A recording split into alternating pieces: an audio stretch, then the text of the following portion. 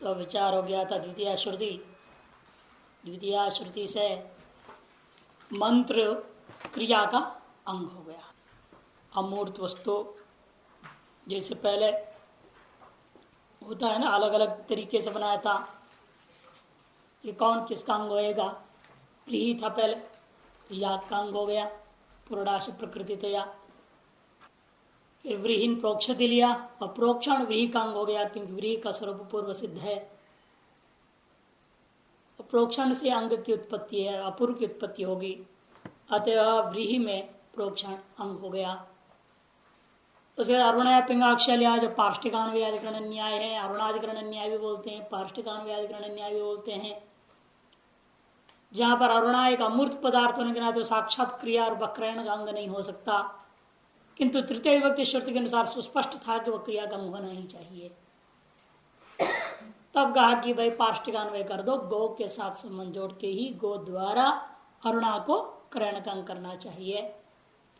इसलिए वहां पर अर्थ करते हैं कि भाई एक कहा यानी गौ है, सा पिंगाक्षी च अरुणा च स्यात्।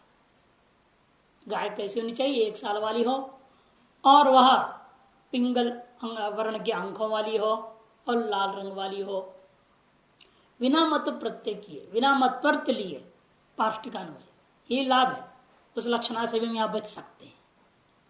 विधि में हम लोग मतवर्त लक्षणा किए, उसके बिना यहाँ बच जाएंगे पार्ष्टिकान्वय करने में, क्योंकि गुण गुणिनो अभेद है, तादात्म्य में समवाय है। यहाँ भी समवाय संबंधी होगा, वेदांत में तादात्म्य कहते हैं। तो गुण गुण समवाय तो नहीं दे, गुणवाचक अरुणा शब्द है, उसके लिए कोई गुणी की अपेक्षा जब होती है, समान वाक्य में विद्यमान जो गो शब्द के साथ अन्वय हो जाएगा। तो अतएव गुण गुण समवाय संबंध संबंधित हो सकता है, पार्ष्टिकान्वय हो सकता है क्रयण में। गौ तो क्रयण में अंग ही है, तो उसी का विशेषण होकर के भी अंग हो जाएगा। बिना मतवर्त लक्षणा का अंग भाव सिद्ध हो जाता है। अब इसके अलावा द्वितीय और तृतीय को दे दिए, चतुर्थी पंचमी षष्ठी विभक्तियों को नहीं दे रहे हैं। उसमें जो विशिष्ट विधि में तो सोम किया ना उसमें, तो वो तो 2 अलग अलग।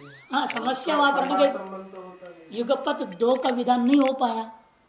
तंत्र से करूंगा तो वृद्धि दोष आया, नहीं तो वाक्य विद्यावृत्ति भी दोष आ गया। यहाँ पर ऐसा नहीं है ना, यहाँ तो गवाह क्रीणादि तो विहित ऑलरेडी है, उसमें के लिए विशेषण जोड़ना है आपने। वहां तो याग भी विहित नहीं था, सोम भी विहित नहीं था। यदि यहाँ पर गौ भी विहित नहीं, अरुण भी विहित नहीं, दोनों विहित नहीं होता, तब तो समस्या बनती यहाँ पर भी। लेकिन यहाँ तो गौ तो उत्तर वाक्य उत्तरार्ध के द्वारा प्राप्त है, पहले से गवाह सोम क्रीड़ा के साथ निश्चित हो चुका है। कीदृशी गौ, इस प्रश्न के जवाब में उसने एक कहा अन्य बोला, पिंगाक्षया बोल दिया। उन दंत बहुरी समास थी, इसलिए गौ के साथ अभेद अन्वय हो जाएगा, लेकिन अरुणा का अभेद अन्वय नहीं कर सकते आप। लेकिन किम रूपकम पूछना पड़ेगा ना, कौन सी रूप वाली, तब आरुणी शब्द प्रयोग कर देते तो अलग बात थी। ये अरुणया बोल रहे हैं, आरुण्या नहीं बोल रहे हैं। आरुणी शब्द बनता मध्यवर्ती प्रत्यय होकर के अरुणम रूपम यस्य अस्ति स आरुणा, स्त्रीलिंग में आरुणी बन जाता, तृतीय में आरुण्या बनता। इन प्रयोग हो गया अरुणया, अरुणा शब्द है, मध्यवर्ती तो है नहीं, न बहुरे समास हो सकता है। यहाँ अरुणा शब्द का समास में तो कम से कम 2 पद चाहिए ना। तो अकेला अरुणा प्रातिपदिक है, उसमें तृतीया के एक वचन रूप अरुणया बनाए हो, यहाँ कुछ भी और रास्ता नहीं था इनके पास। और मत्वर्थ इसलिए जरूरत नहीं पड़ा क्योंकि एक पदार्थ में प्राप्त है, गुण ही प्राप्त है। वहां कर्म भी प्राप्त नहीं था, गुण भी प्राप्त नहीं था, दोनों को हम एक साथ विधान करना चाह रहे हैं, तो उसमें भी वाक्य भेद दोष से बचने के लिए मत्वर्थ किया। यहाँ तो एक भी विहित ऑलरेडी है ना, पूर्व से विहित हो चुका है, गवाह सोम कृणाति, इसलिए पार्ष्टिकान्वय से यहाँ संबंध हो सकता है। अब सप्तमी का चतुर्थी पंचमी षष्ठी के दृष्टांत जो है बाद में टीका में बताऊंगा। मूल में चतुर्थी पंचमी षष्ठी विभक्तियों का दृष्टांत नहीं है, सीधा सप्तमी विभक्ति का दृष्टांत है। यद आहवनीय जुहोती इति आहवनीय होमांगत्तम सप्तमी श्रुत्या। यद आहवनीय, यदा जो कि आहवनीय अग्नि में होम करता है, वह स्वर्गलोक में महिमा से युक्त हो जाता है। इस अर्थवाद वाक्य के द्वारा विधान के होम जो करना है तो कहां करें, क्योंकि अग्नि आपके पास तीन है, पिता पुत्र पौत्र तीनों खड़े हैं। दाक्षिणाग्नि को पिता कह दिया गया, गार्हपत्य को पुत्र और आहवनीय को पौत्र। आगे श्लोक देंगे, टीका में है, श्लोक बताऊंगा मैं आपको। आपस श्लोक ने आपस में श्रोत सूत्र का उदाहरण दिया है, वो मैं आपको दिखाऊंगा टीका। जब बोला ऐसा दाक्षिणाग्नि पुत्र है, गार्हपत्य नहीं, दाक्षिणाग्नि पिता है, गार्हपत्य पुत्र है और आवनीय पौत्र। तो विचार करना है कि भाई दक्षिणाग्नि में हमें डालना है आहुति, या गार्हपत्य में डालना है, या आहवनीय में डालना है, किस में डालना है। तब आ कहा यद आहवनीय, एक की प्रशंसा अर्थवाद से करने से स्वतः अन्य से आप निवृत्त हो जाओगे। दाक्षिणाग्नि में क्यों नहीं जाएगा आदमी, आहवनीय में करने से स्वर्ग में महिमा प्राप्त होगी, तो इसी में करेंगे, उसमें क्यों करेगा कोई। एकस्य स्तुति ही अपरस्य निंदा, एकस्य निंदा अपरस्य स्तुति। नियम, आपने एक का स्तुति कर दिया का मतलब है अन्यों की निंदा हो गई, और एक की आपने निंदा कर दिया इसका मतलब अन्यों की स्तुति कर रहे हैं। ये स्वतः सिद्ध है। और इसी वजह से दुनिया में जो राग द्वेष वाले होते हैं ना, इनके सामने बहुत संभल के बोलना पड़ता है। एक की स्तुति कर दिया तो फिर सब वाक्यों में पेट में दर्द होना शुरू हो जाएगा।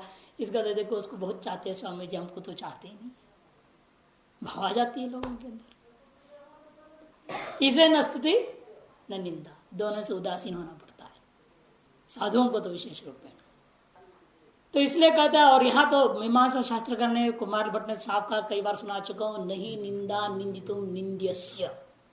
साफ लिखते कुमार भट्ट, नहीं निंदा निंदितुम निंद्यस्य। निंद्यभूता वस्तु की निंदा करना ही निंदा वाक्यों का लक्ष्य नहीं है, अपितु विधेय स्तुत है। अपितु किस लिए है वो, विधेय पदार्थों का स्तुति के लिए हुआ करता। इसी प्रकार स्तुति भी लक्ष्य क्या है, विधेय का सिद्धि के लिए है। इसे यहां यद आहवनीय जुहोति, यदि आहवनीय से होमांगत्वम सप्तमी श्रुत्या, आहवनीय अग्नि को होम का अंग सिद्ध कर दिया, होमांगत्वम, क्योंकि अधिकरणवाची है, अधिकरणवाचक है ये सप्तमी। होम में करना है, कहां करो मालूम नहीं है, किस अग्नि में करूं। यद्यपि 5 अग्नियां होते हैं, 3 श्रौत 2 स्मार्त, लौकिक अग्नि भी बोलते हैं। 3 श्रौत अग्नियां होते हैं, 2 लौकिक अग्नियां होते हैं। श्रौत माने श्रुति से प्राप्त होने वाली ये 3 अग्नियां हैं, दाक्षिणाग्नि, गार्हपत्य और आहवनीय। ये तीनों के तीनों, हाँ गार्हपत्य, गृहपति अपने नित्य जो होम करते हैं वो गार्हपत्य में करना पड़ता है। गृहस्वामी जो होता है, जो यजमान है, जिसके घर में किया जा रहा है, वो गृहपति संबंधी अग्नि से, उसका नाम गार्हपत्य। गृहपते है यम इति गार्हपत्यम, गृहपति का यह। और दक्षिण दिशा में स्थापित अग्नि का नाम दाक्षिणाग्नि। वो इसलिए होता है, जो अतिथि लोग आए हुए हैं, जो पंडित लोग आए हुए हैं, वो अपने नित्य कर्म कहाँ करें, दक्षिणाग्नि। जो पाक्य हविष उनको कहाँ पकाया जाए, दक्षिणाग्नि। इसे दक्षिणाग्नि, गार्हपत्य और आहवनी। और गार्हपत्य अग्नि कई कारण बुझ भी जाए, कुछ हो भी जाए, तो दक्षिणाग्नि तो हमेशा सुरक्षित करना है, वहीं से गार्हपत्य को लाया जाए, गार्हपत्य से आहवनी को लाया जाता है। इसलिए दक्षिणाग्नि को पिता कह दिया, वहां से पुत्र पैदा हुआ गार्हपत्य, पुत्र से पौत्र पैदा हो गया आहवनीय। आनयन का भी विधि है, मंत्र है, सब कुछ है। कैसे अग्नि को एक जैसे दूसरी जगह लाया जाता है, स्थापना किया जाता है, सब विधियां हैं। इसलिए होम तीनों में से किसी में भी करने की प्राप्ति थी तो आहवनीय कह करके अंगांगी भाव निश्चय कर दिया, होम जो है आहवनी में ही होगा। एवं अन्योपि विभक्ति श्रुतिया विनियोगो जेय। इसी प्रकार अन्य भी, अन्य मने वही चतुर्थी, पंचमी और षष्ठी वाक्यों का दृष्टांत ले लेना है। विभक्ति श्रुति के द्वारा विनियोग जानना चाहिए। ये हो गया विभक्ति श्रुतियों का विचार। अब बाकी 2 रह गए ना, समानाभिधान श्रुति और एक पद श्रुति। पशुना यजेता, एक ही वाक्य में सबको ले लेना चाहते हैं बाकी दोनों को। इत्यत्र पशुना, पशुना जो शब्द है आप देख रहे हैं, ना प्रत्यय ना आदेश है ना, आंगो ना अस्त्रिया पुल्लिंग में प्रयोग हुआ है। पशुना पुल्लिंग का है मालूम हो रहा है, एक वचन का भी मालूम हो रहा है। इसे पशुना में विभक्ति में रहने वाला जो एकत्व है, प्रत्येगत जो एकत्व है और प्रत्येगत जो पुंस्त्व है, उसका अन्वय कहां होगा? प्रत्येगत कर्णत्व तो ले लिया आपने, अंगांग भाव निश्चय कर दे, तृतीय विभक्ति श्रुति के द्वारा अंगांग भाव निर्णय हो गया, पशु याग का अंग है, पशुना यागम भावेत अर्थ कर लिया आपने। कर्णत्व अर्थ तो ले लिया तृतीया में, लेकिन तृतीया का एक वचन है ना, तो एकत्व तो प्राप्त है वहां विभक्ति में, और विभक्ति से पुल्लिंग भी प्राप्त है, पुंस्त्व भी प्राप्त है। वो कहाँ जाएंगे? उनका अन्वय तो कहीं करना पड़ेगा। और इसी प्रकार यजेत में आपने देखा था, लिंग को ले लिया आपने, तो प्रत्यय से आख्यात को ले लिया, आख्यात से आर्थी भावना, लिंगांश से शाब्दी भाव। लेकिन त में इतना ही तो नहीं है ना, त में भी तो एक वचन है, पुरुषत्व भी है, उत्तम पुरुष है कि मध्यम पुरुष है कि प्रथम पुरुष है, काल भी है, सब है। तब कहते हैं उन सब को ही हम अन्वय करते। कैसे? एकत्व पुंस्त्वयो समानाभिधान श्रुतिया कारकांगत्व, एकत्व और पुंस्त्व ये दोनों के दोनों समानाभिधान श्रुति के द्वारा कारक का अंग हो जाता है, पशु का अंग हो जाता है। अगर पशु पुल्लिंग है, अगर कोई स्त्रीलिंग में ऐसी कोई है क्यों नहीं व्यवधान क्यों बनेगा? जैसे वहां क्या इसलिए कहना है, उस दिन सुनाया था मैंने, छागस्त्व विशेषा सूत्र जिम इसलिए बनाया। कहीं कहीं पर बकरी का भी है, गोमेद याग में गाय स्त्री है ना, स्त्रीलिंग है, गो का प्रयोग होगा। इसलिए कहा उन्होंने जहां पर कोई निश्चय नहीं हो पा रहा है आपको कौन सा पशु का इस्तेमाल करना है और पुल्लिंग करना है कि नर को लेना है कि मादा को लेना है, वहां पर उन्होंने विशेष निर्णय दिया, छागस्त्व विशेषा। और जहां निर्णय है वहां पर फिर आप कुछ नहीं कर सकते। जिसे यहां पर निर्णय हो गया, पुंस्त्व निर्णय हो गया, एकत्व निर्णय हुआ, लेकिन कौन सा पशु निश्चय निर्णय नहीं हुआ, तो फिर उस अधिकरण से हम बकरा को लेंगे, छागा। समानाभिधान श्रुत्या, समानाभिधान में एकाभिधान, एक ही अर्थ पर्यायवाच्य बताया तुमने, समानाभिधान को एकाभिधान को एक ही है पर्यायवाच्य। कारक का अंग है, पशु का अंग हो जाएगा। समानाभिधान के अर्थ क्या है? शेष शेषणोर अभिधायक शब्दो यत्र समानम भवति तत्र समानाभिधान श्रुति। शेष शेषणो रभिधायक शब्द अधिकतर क्या है? प्रत्यय, कोष्टक में डाल देंगे इसलिए प्रत्यय, अधिक स्थलों में प्रत्यय ही लिया जाएगा। यत्र समान अर्थात एकम भवति तत्र समानाभिधान श्रुति ही अथवा एकाभिधान श्रुति,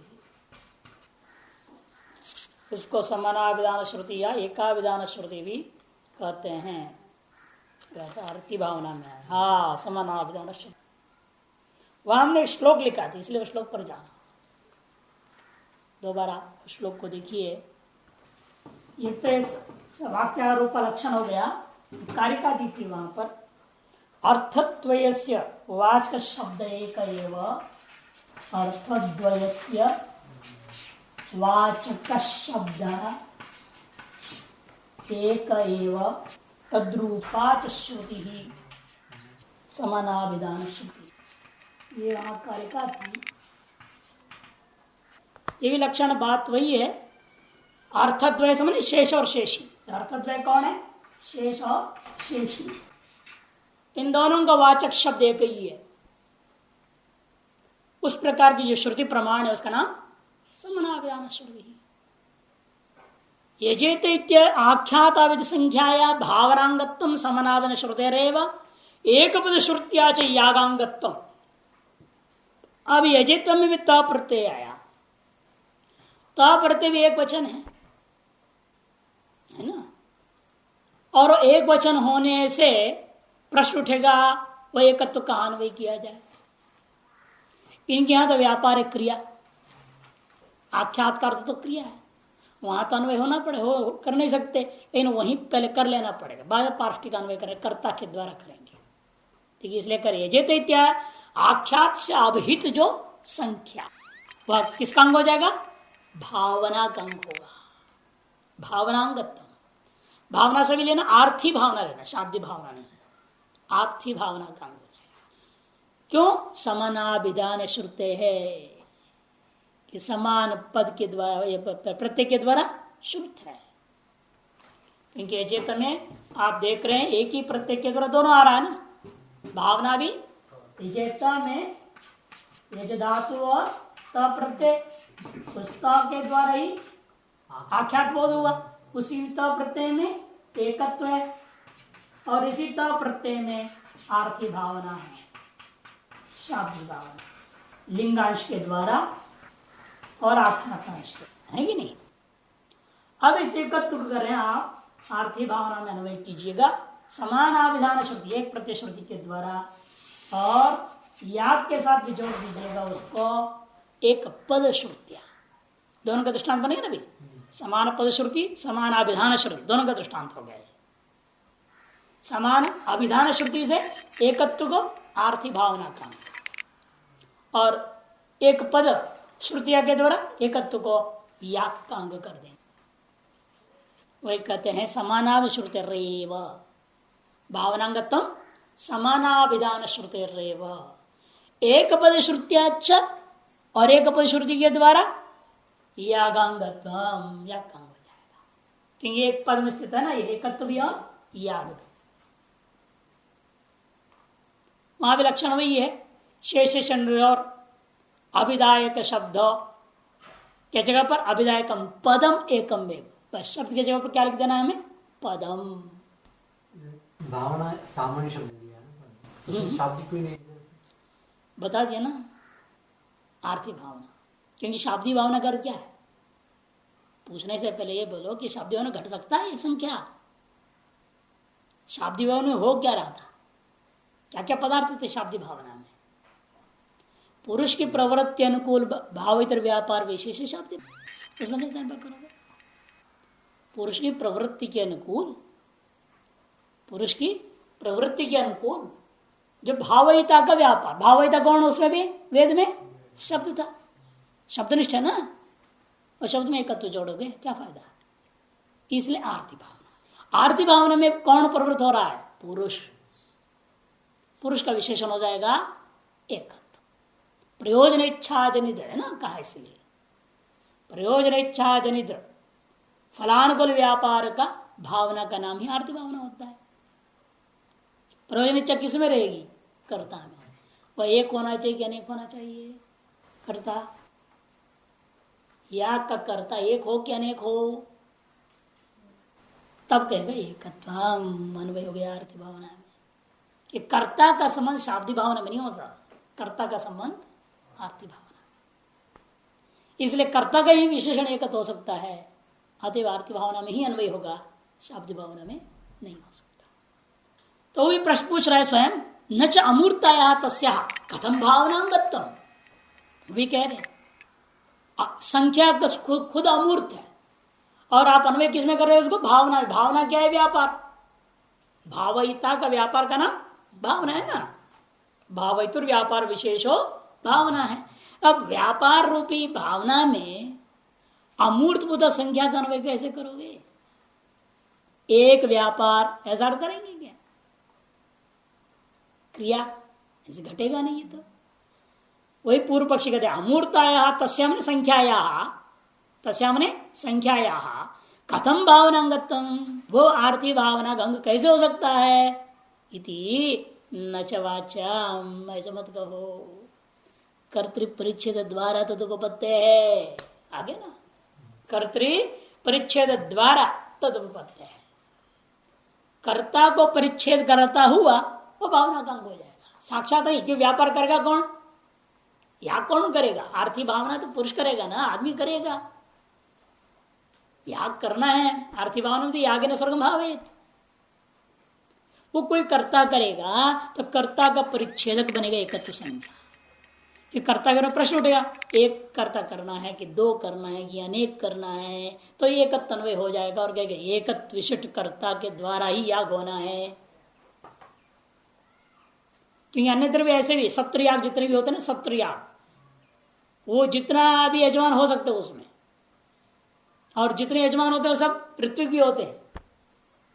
और आज जो यजमान होगा कल वो ऋत्विक हो जाएगा, आज का जो ऋत्विक कल यजमान हो जाएगा। टर्म बाय टर्म सब ऋत्विक सब यजमान क्रमशः, उसको होते सत्रयाग। अब बहुवी यजमान याग है वो। और नैमिषारण्य में सत्रयाग हो रहा था, होते ना, कोई भी पुराण उठाओ, पुराणी से शुरू होते। नैमिषारण्य में सत्रयाग हो रहा था, वो भी कितने सहस्र संवत्सर, 1000 साल वाला। 1000 साल कौन जिए हैं? इसलिए मीमांसा ने निर्णय लिया, संवत्सर अधिकरण न्याय बना दिया इनको समन्वय करने के लिए। संवत्सर हमने एक दिन, 1000 दिन का याग है। 1000 दिन का मतलब 3 साल है ना। 3 साल तो आदमी जीते ही है, कर भी सकते। तो इस प्रकार से सब समन्वय करना पड़ता है ना। तो सत्रयाग में ये होता है, बहुत यजमान होते हैं और सब ऋत्विक का भी कार्य कर जाएंगे और सब यजमान का भी कार्य करते हैं क्रमशः। तो इसलिए कर्ता का परिच्छेद करता हुआ एकत्व संज्ञा भावना के अन्वय होएगा, साक्षात नहीं। ये भी पार्ष्टिक अन्वय। कर्ता भी तो उपलब्ध नहीं है। मीमांसा दर्शन के अनुसार ये जगत में कहीं कर्ता उपलब्ध है नहीं, क्योंकि इस प्रत्येक का जो अर्थ आपने तो खंडन किया, लकार का अर्थ कर्ता किया, वैयाकरणों ने आपने बड़ा शास्त्रार्थ करके खंडन कर दिया। अब करे कर्ता का परिच्छेद कर दो, कैसे कर दें? कर्ता है नहीं। भले या किसी कर्ता के द्वारा होता है, लेकिन आपके वाक्य में कहीं कर्तृत्व उपलब्ध है क्या? तो नहीं। तो फिर कैसे कर्तृत्व परिच्छेद द्वारा अन्वय करूंगा? तब जवाब दे, कर्ता आक्षेप लभ्य अर्थापत्ति प्रमाण से हो जाएगा। ऐसे मोटापा है तो मतलब जरूर माल टाल खाता है ना, ये आक्षेप लभ्य है। उसी प्रकार जब व्यापार है, आर्थिक भावना है, प्रयोजन की इच्छा है, तो इच्छावान कोई ना कोई पुरुष है ही। बिना इच्छावान पुरुष का प्रयोजन इच्छा जनित व्यापार कैसे होगा? वो अर्थापत्ति लब्धि हो जाएगा। इसलिए उसको शब्दार्थ मानने की कोई जरूरत नहीं है, उसको शब्दार्थ के रूप में स्वीकार करने की कोई जरूरत नहीं, वो आक्षेप लब्ध है। आर्थिक भावना में शाब्द में तो वो भी नहीं हो सकता ना, वो भी आर्थिक भावना में ही जाएगा। वो शाब्द भावना तो भी संभव नहीं, क्योंकि शब्दनिष्ठ व्यापार होगा ना। लोक में तो संभव है, लेकिन वेद में जो है संभव ही नहीं है, क्योंकि शब्दनिष्ठ व्यापार है वेद में। हाँ, शाब्दिक भावना, वहां प्रयोजन इच्छा कुछ भी मतलब ही नहीं है। इसलिए मुख्य रहता है आर्थिक भावना। जब प्रयोजन की इच्छा है तो इच्छावान कोई ना कोई व्यक्ति होना ही चाहिए, बिना उसका तो प्रयोजन इच्छा को लेकर व्यापार हो नहीं सकता है। इसलिए भोजनाभावे पीनत्व में था असंभव, अतएव भोजनो रात्रि भोजनम कल्प्यम। देवदत्तो पीन न भूंगते, तब कहेंगे नहीं दिवा न भूंगते, ऐसा बोलो। देवदत्त मोटा तगड़ा है, खाता पीता ही नहीं, तो अगर भाई ऐसे मत कहो। दिन में खाता पीता नहीं, रात्रि में हलवा माल पूरा खाता है। दिन में थोड़ा नहीं ज्यादा खाता तो इसको कहते हैं अर्थापत्ति या आक्षेप लभ्य कहा जाता है ऐसी चीजों को। आक्षेप लभ्य आख्यात नहीं भावना उच्चते साच कर्तव्य विना अनुपन्ना, क्योंकि आख्यात के द्वारा भावना आर्थिक भावना ही कहा जा रहा है, और वो जो आर्थिक भावना कर्ता के बिना अनुपन्ना इति तम मैंने कर्तारम आक्षेपति, इसलिए उस कर्ता को हम आक्षेप करते हैं। इसका विस्तृत विचार थोड़ा टीका में जाएंगे। अच्छा, पहले पार्ष्टिकान्वय को थोड़ा समझिएगा। अरुण शब्दस्तु अरुणिम गुण से कारकाण क्रियान्वय नियमेन सोमक्रणान्वय इत्यादि टीका का द्वितीय प्रघटक के नीचे से 7वीं पंक्ति, द्वितीय प्रघटक के नीचे से 7वीं पंक्ति पृष्ठ संख्या 69 में, हिंदी टीका नहीं संस्कृत टीका, 69 पृष्ठ नीचे से देखिए। अरुण शब्दस्तु अरुणिम गुणस्य, अरुण शब्दस्तु अरुणिम गुणस्य कारकाणां क्रियान्वय नियमेन, कारकाणी क्रियायाम अन्वेति एक सामान्य व्याकरण का नियम है ये। जितने भी कारक होते हैं वो क्रिया में ही अन्वित होकर सार्थक हो जाते हैं, और जो कारक क्रिया का अन्वय नहीं होता वो कारक व्यर्थ है, वो शब्द वाक्य में प्रयोग करना बेकार है। कई जगह भाष्यकार कहते अनर्थको निपातो, भाष्यकार लिखेंगे शंकर भाष्य में कई शब्दों के, और ये जब अनर्थक है बात तो वाक्य में जरूरत नहीं है। अनर्थको निपात, अधिकतर निपातों के लिए उन्होंने कहा, सुबंतिगंतों के लिए नहीं कहा है। अनर्थको निपातो, अनर्थ के निपाते हैं, जरूरी नहीं है, वाक्यालंकार के लिए प्रयोग होता है, वाक्यालंकार के लिए प्रयोग होगा तो कोई अर्थ नहीं है वहां, बहुत तावत बोल देते हैं, हुआ ठीक है बहुत तावत। अब तावत का क्या अर्थ हुआ, कुछ नहीं, भवतु से मतलब था और तावत उसमें जोड़ दिया, अलंकार कर दिया, वाक्य में सुंदरता आ जाती है, बोलने में सुनने वालों को भी अच्छा लगता है। नहीं तो तावत शब्द का अर्थ लोगे तो क्या होता है, तदस्य प्रमाण ना परत होते ना, अर्थ घटेगा नहीं वहां। वाक्यालंकार में खलु ये सब प्रयोग जो होते हैं उनका कोई अर्थ नहीं होता है। कर देखिए कारकाणां क्रियान्वय नियमेन, अरुण सोम क्रयणान्वय भी, अरुण में जो गुण है उसका कहां में अन्वय करना है, सोम का क्रयण रूपी क्रिया में अन्वय करना पड़ेगा। क्रीणाति है ना, क्रीणाति, उस क्रिया में अन्वय करना पड़ेगा, क्योंकि अरुणया क्या है, तृतीया है, तृतीयांत कारक है, उस कारक का क्रिया में अन्वय करना पड़ेगा और कोई रास्ता नहीं है। नया को नहीं तो प्रत्येक पदार्थ को जोड़ना, बाद में वो एक दूसरे विशेषण विशेष जितना होता ना एक दूसरे समय बाद में होते हैं, फिर तो सभी पदार्थ क्रिया के साथ जुड़ते हैं। जब क्रिया का संबंध करते वक्त साक्षात अन्वय नहीं हो पाता है, वो कोई ना कोई चीज को पकड़ के उसका पृष्ठान्वय होते हुए क्रिया में जुड़, जैसे तीनों देवदत्त गच्छति, ठीक, देवदत्त गच्छति तो ठीक बन जाएगा, इन तीनों गच्छति कैसे अन्वय होगा, वो पीनत्व जो है गच्छति में अन्वय करने की कोशिश करता है, कारक है ना, वो दौड़ता है क्रिया के ओर। अब देखते मैं सीधा इसके साथ जुड़ नहीं पा रहा हूं तो क्या करेगा, वो देवदत्त के साथ पीछे जुड़ेगा, उसको कहते हैं पार्ष्टिकान। वैसे यहां पर भी है, साक्षात साधनत्वेन अमूर्तम अरुणिमानम गुणम न विदधाति, लेकिन क्या करें, साक्षात जो संबंध नहीं हो सकता, क्योंकि क्रयण का तत्साधन, क्रयण का साधनत्वेन अमूर्त भूता जो अरुणिमा गुण का विधान नहीं हो सकता। अमूर्त से साक्षात साधन तो संभवात, क्योंकि जो अमूर्त है वह साक्षात क्रयण रूपी क्रिया का साधन नहीं हो सकता, किंतु सोम क्रयण साधनीभूत गो द्रव्य परिच्छेद तत्साधन, स्पष्ट है ना। तथा च परस्परम अनन्वितानामेव आरुण्य पिंगाक्षित्वादिनंकारकणं क्रियान्वय नियमात, यद्यपि क्या नियम है, परस्पर एक दूसरे संबंध किए बिना प्रत्येक क्रिया में अन्वय होगा। अरुणया भी कृणाति के साथ, पिंगाक्षा भी कृणाति के साथ, एकायन्या भी कृणाति के साथ, गवा भी कृणाति के साथ, परस्पर एक दूसरे का अन्वय हुए बिना। अरुणया पिंगाक्षा एकायन, तीन विशेषणवाचक हैं, ये तीनों के तीनों का परस्पर अन्वय हुए बिना परस्परम अनन्विता नाम एवं अरुण आरुण्य पिंगाक्षित्वादि नाम, मैंने एक है भी आदि कर दिया। कारकाणाम, ये सब कारक हैं, इनका सीधे सीधे क्रिया में अन्वय नियमात, क्रिया में अन्वय होने का नियम है, नियम के अनुसार तो सीधे भाग में अन्वय होने के लिए कोशिश करते हैं, जब अन्वय नहीं हो पाते हैं, हाँ क्यों, हेतु भी दे रहा है, कर्ण विभक्ति भी सोमक्रेण अंगत्वेन अन्वये सति,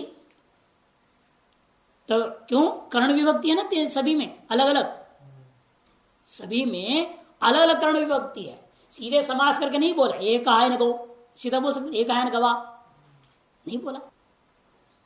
जिसे चित्रागु बना लेते हो वैसे समास करके सब बना दो, एक पद गो का विशेषण सब जोड़ जाड़ के, फिर उसमें तृतीया करते।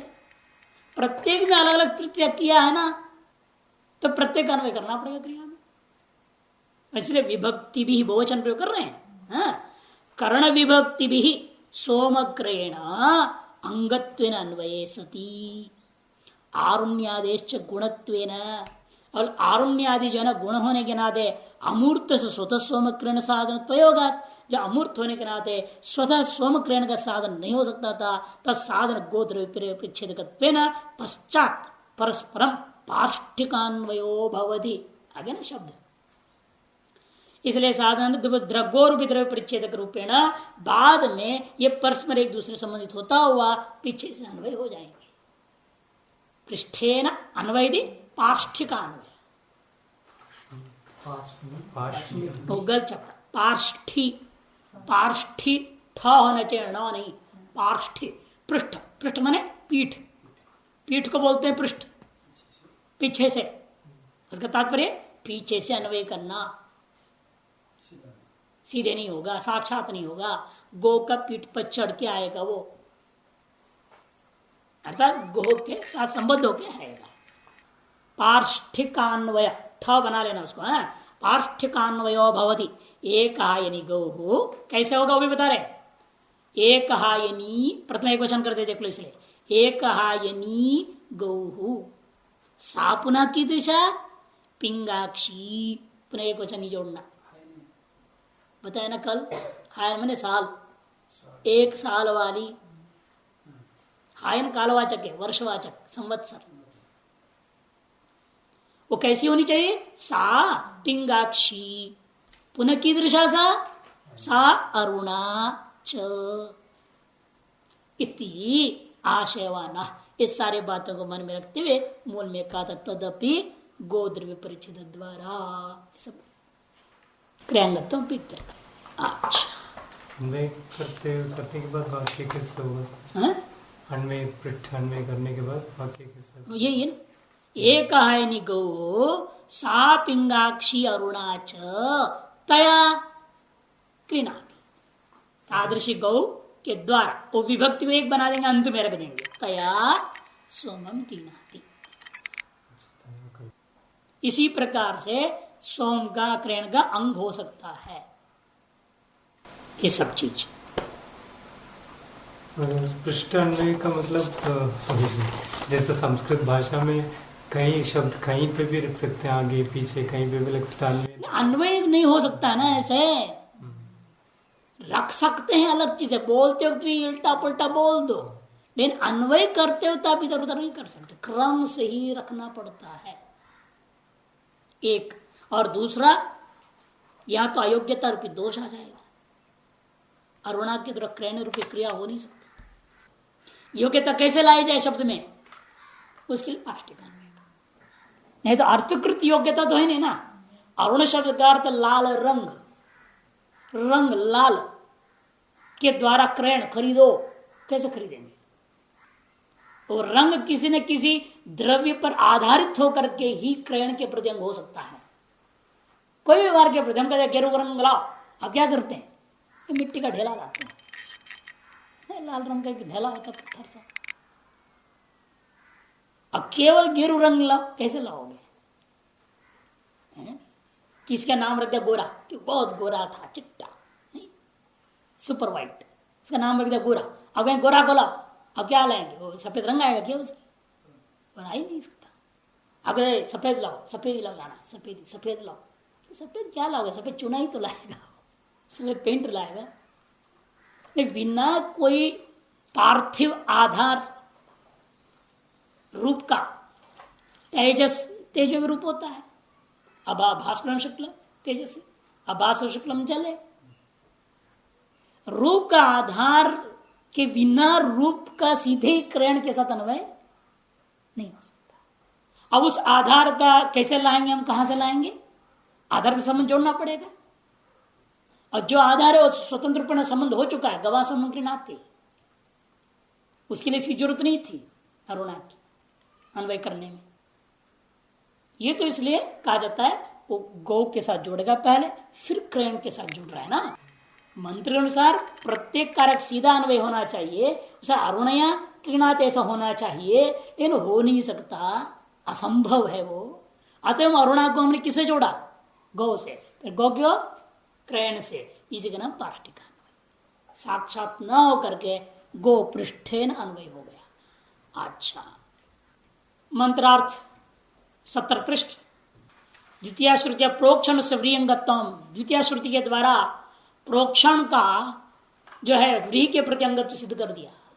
प्रोक्षण जो है व्रीहि का अंग हो जाएगा। उसके आगे लगे ऋत से सत्य फल सिद्ध तथा च मंत्र का क्या हुआ? सत्य फल संबंधिनी रशनाम इमाम गृहीतवन्तः इति मंत्रार्थ। सत्य फल अमृत रूपी स्वर्ग को प्रदान करने वाला ऐसा विलक्षण अश्वमेध याग के वेदी का निर्माण में सहायक ईंट को ढोने वाला इस घोड़े का रस्सी तो कहां से कहां जोड़ रहा। सत्य फल संबंधिनी, सत्य फल कौन है? स्वर्ग, जो अश्वमेध याग का फल है। दृष्ट फल तो लोक में यश प्राप्त होगा, बहुत बड़ा हमारा देश हो जाएगा, वो अलग चीज। दृष्ट फल, अदृष्ट फल तो स्वर्ग है। स्वर्ग रूपी नित्य सुख, इनके यहाँ तो नित्य सुख है ना वो। यन्न दुखे न संभिन्नम न च ग्रस्थम अनंतरम अभिलाषोपनीतं च स्वपद तत्सुखम सपदास्पदम। तो नित्य सुख रूपा है, अमृत है वो, उस फल के साथ संबंधित है। केन द्वारा? साक्षात नहीं, अश्वमेध याग द्वारा। और अश्वमेध याग में भी साक्षात नहीं, अश्वमेध याग वेदी के लिए, वेदी के लिए आवश्यक क्या? ईंट, ईंट को ढोने के लिए घोड़ा, और घोड़े को खींचने के लिए वो रस्सी। क्रम से रस्सी में आ रहा है, लेकिन वह रस्सी इतना महत्वपूर्ण है, उसको पकड़े बिना उस यजमान को स्वर्ग नहीं मिलने वाला। दूसरा नौकर से तो पकड़ के ला सकता राजा। कई चीजें ऐसा होता है, भले राजा हो चाहे कुछ भी हो, उसको तो नीचे आना पड़ जाता है। अब जानते जगन्नाथ रथ यात्रा में है ना, राजा के झाड़ू मारता है रथ के ऊपर। एक बार एक मुख्यमंत्री हो गई थी, एक झूठ बुद्धि वाली है ना, तो उसने कहा कि क्या हम तो वर्तमान काल में तो हम पूरे राज्य के राजा हैं। वो क्या का राजा है? मैं झाड़ू मारूंगी बोली, गई झाड़ू मारने, रथ हिला ही नहीं। फिर माफी मांगी, दंड भी देना पड़ा उसको राजा के सामने। राजा का मैं नहीं जाऊंगा, यदि रथ चलना है तो आके माफी मांगे। जो पब्लिक में अखबारों में अपमान किया राजा का, इस पवित्र कार्य में विघ्न डाला है, तो क्षमा मांगना चाहिए। फिर जाके वो उसके घर पर गई, दरबार पर क्षमा मांगी। दंड उसने 25,000 दो दंड, 25,000 रुपये दंड दी उसने। फिर राजा आए तो झाड़ू भी मारना पड़ता है, घोड़े को पकड़ना ही पड़ता है। ये सब करे बिना उनकी अपूर्व की सिद्धि नहीं होगी, उनका उद्धार नहीं हो सकता। और देवता लोग भी उसे सहयोग दे रहे, देखो ना, तो रथ हिला ही नहीं। बड़ा आश्चर्य है, आज तक ये परंपरा है। जब तक वो आएगा नहीं, वो स्वर्ण सोने का सिक्का बना हुआ रहता है झाड़ू, वो झाड़ू नहीं मारेगा जब तक, तब तक जो है वो हिलेगा ही नहीं रथ। बड़ी विलक्षणता है जगन्नाथ रथ यात्रा। हर जगह, पूरे भारत में से हर जगह जगह कुछ ना कुछ विलक्षणताएं आपको अभी भी, दैवी शक्ति को आप देख सकते साक्षात। इसे अपूर्व सिद्धि के लिए उस रस्सी को पकड़ता है, तभी वो सत्य फल को प्राप्त करेगा। इस रस्सी को क्या बोल रहे, विशेषण दे रहे हैं, सत्य फल के संबंधी है। भले परंपरा है, सत्य फल संबंधिनी रशनाम इमाम गृहीतवंत, ये मंत्र का अर्थ है। कुछ लोग इसको वाक्य प्रमाण से विनियोग करना चाहते हैं, कुछ लोग लिंग प्रमाण से भी करना चाहते हैं। वाक्य से लिंग बलवान है इसीलिए, लेकिन सिद्धांत पक्ष है लिंग से ही होगा, नहीं श्रुति से होगा। द्वितीय श्रुति से अन्वय हो सकता है। सबसे बलवान श्रुति होने से अन्य प्रमाणों की ओर जाने की जरूरत नहीं है, दुर्बल प्रमाण की ओर। अब अगला पृष्ठ 71 में जाइएगा, जो बार बार हम कई बार कहा करते थे, उसको सब जान लेना उचित है। ग्रंथ से यथाच उत्तम मिला, द्वितीय प्रघटक छठा पंक्ति, यथाचोक्तम फल व्यापारयोर धातु आश्रितु तिंग स्मृता। कहते कि देखो फल व्यापारयो, फल है और व्यापार है, इन दोनों कहां रहते हैं? इन दोनों का आश्रय कौन है? कौन किसका आश्रय होगा? यथासंख्य समानाम लगा देना पड़ेगा। फल व्यापार धातु आश्रय तो तिंग स्मृत, अब धातु भी स्मृत, तिंग भी स्मृत, आश्रय। इन किसका आश्रय कौन? फल का आश्रय कौन है? व्यापार का आश्रय कौन है? कैसे? देखिए, फलम विक्लित्यादि व्यापारस्तु भावना विधा। दृष्टांत जैसे पचती ले लिया, पच धातु है ना, ओदनम पचती। पकने का मतलब क्या? ओदन जो थे, चावल के दाने थे, तंडुल, उनके अवयवों का शिथिलीकरण ही पकना है। अवयव कैसे होते? कड़क। कोई भी चीज पकने का मतलब क्या है? उनके अवयवों का ढीला पड़ जाना, उनका जो निबिड़ता है, कठोरता है, वो ढीले पड़ जाते हैं। और बहुत ज्यादा पकड़े क्या हो जाता है? हलवा हो जाता है, जल के राखा भी हो जाता है। क्या हो? वो ढीला होते होते होते खत्म ही हो जाएंगे वो। इसलिए विकृति का मतलब क्या? कोई भी चीज पकने का मतलब उसके अवयवों का शिथिल होना। उसका संस्कृत में एक शब्द है विक्लिति। विक्लिति गीलेपन से संबंधित होकर क्लेदन के द्वारा उसके जो है विच्छेदन होना, अवयवों का अलग हो जाना, उसका विक्लिति शब्द प्रयोग होता है। कहते इसलिए फल क्या हो गया? विक्लिति आदि। पच धातु लोगे तो विक्लिति, अन्य धातु लेंगे तो जो जैसा होगा वैसे। और व्यापार क्या है? भावना। तत्र, इन दोनों में से तत्र धातु स्मृत हो। आश्रय तो मैंने फलाश्रय कर्मणि, व्यापाराश्रय कर्तरी च तिंग स्मृता। अब आश्रय को दोनों से जोड़ रहे हैं। फलाश्रय हो तो कर्म, व्यापाराश्रय हो तो कर्ता। इन दोनों में तिंग लकार आते हैं। कर्मणि लकार, कर्तरी में भी लकार होता है। कर्मणि में लकार होता है और कर्तरी में भी लकार होता है, इत्यादि।